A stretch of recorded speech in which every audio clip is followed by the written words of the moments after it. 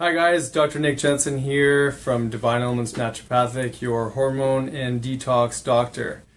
So about 7 days past my 7-day fast, and what's happening? So I did a new how to get into a true fat breakdown. So I'm having some technical difficulties here with my internet. So what happens when we get stuck in this cycle of insulin and glucose is that we can't burn fat. And when we can't burn fat, we're holding on to toxicity. And so this becomes a real problem. So after 7 days, I felt great. I decided that I felt like I could just keep going because the diet was, or the fast was going so well. My brain was clear, my energy was awesome, my skin was fantastic. Everything was working so great. And so what happened after introducing food? Well, I want to step back. The reason why I introduced food is because when I did my body composition numbers, I noticed that I started to drop some muscle. And I dropped about 5 to 6 pounds of muscle. So sitting at day 7, feeling great and wondering where do I go from here?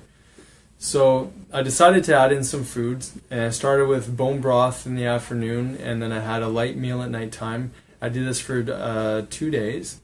And then every day since then, I've just been doing 24-hour fasting. Meaning I'm eating a dinner and then fasting with water until my next dinner. So it's 24-hour fast. I've done that every day this week, and I decided to test myself after 4 days. So after 4 days of refeeding myself, and I purposely went a little bit higher in the carbohydrates the night before just to see what my glucose would do.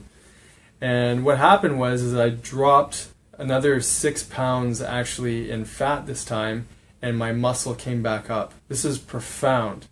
So you can actually fuel your body and break down fat in a really powerful way by using a tool called forced adaptation. Forced adaptation is essentially fasting. It's fasting and then reteaching your body to turn that hormonal system back on. So by me fasting, it allowed my body to relax, allowed the growth hormone to start to rise and start to heal the tissues in the body and turn the adrenals back on, the thyroid and all this stuff. And during the fast, it's typical to get cold, so my body temperature went down to 36.4. Once I started feeding my body again, thyroid started to ramp on, and my temperature went back up to 36.8. Which is in that normal zone. So that's into that metabolism boosting zone. So this is where my fat dropped significantly. I was at 12% body fat when I was on my fast. I dropped down to 10% when I ate again. Isn't this crazy? You'd think, I mean, the old paradigm is that when you eat, the more you eat, the fatter you get. Well, actually, by refueling myself, I actually shed more fat. And my wife is calling me. And I shed more fat and I put muscle on. So I displaced 6 pounds more muscle and six pounds less fat. This is really crazy. Now, if anyone hasn't looked at what 6 pounds or 5 pounds of fat looks like, go onto Google, type in 5 pounds of fat. It is crazy. The size of 5 pounds of fat. This dropped within 72 hours of me eating again. So this is called a weight loss resistance breakthrough because I'm using my hormones to tell my body how to shift its metabolic state. This is really cool information. And this is a great way to get through these struggles that people experience. So that's my number. My ketones were still in that ketone zone. I was at a 0.8, even though I really carb loaded the night before. My blood sugar was in a nice normal range as well. Not quite as low as it was when I was fasting, as to be expected. And my diet is a little bit more vegetarian based, so it is going to be slightly higher in the carbohydrate load anyways. So, but the most profound change in the body was really that shift or that drop in the fat mass. It's crazy. I'm this whole week I've just been so blown away at the power of the body, and so excited to be able to share what it is that's going on, because this is really cool stuff. And the last thing that I haven't really been sharing, and this is I'm in the middle of doing a detox as well at the same time. And detox is so important, and I'm going to unfold this a little bit more on future Facebook Lives. But really what's happening is you're freeing up your liver's ability to process the toxicity. Where's toxicity stored? It's stored in your fat. So another reason for weight loss resistance is this buildup of toxicity.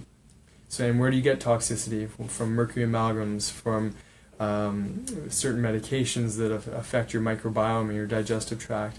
We get it from vaccinations and other sources of metals, some certain creams and things that may have BPAs or phthalates or other things that are inside the creams that are affecting our hormonal function.